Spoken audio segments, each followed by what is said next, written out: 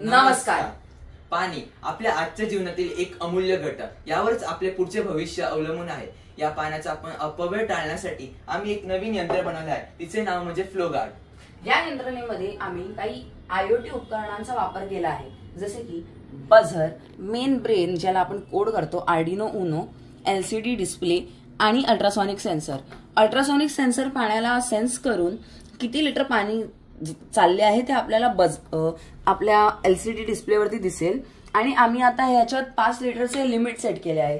जेव्हा आपले 5 लिटर पेक्षा पाणी जास्त जाईल तेव्हा आपले बझर वाजेल आणि आपल्याला समजेल की आपण लिमिटला रीच झालो आहे. चला तर मग आपण बघूया हे कसे वर्क करते. तर आता तुम्ही इथे बघू शकता, मी आता सगळा सेटअप केला आहे. तर आम्ही इथे आर्डिनो लावला आहे आणि त्याच्यावरतीच बझर. इथे अल्ट्रासॉनिक सेन्सर लावला आहे, म्हणजे जेव्हा पाणी पडेल तेव्हा ते काउंट करेल. आणि वरती बघू शकता तुम्ही डिस्प्ले लावला आहे. तर आपण आता करूया चालू पाणी. बघा, आता बघा इथे पाणी चालू झाले आहे.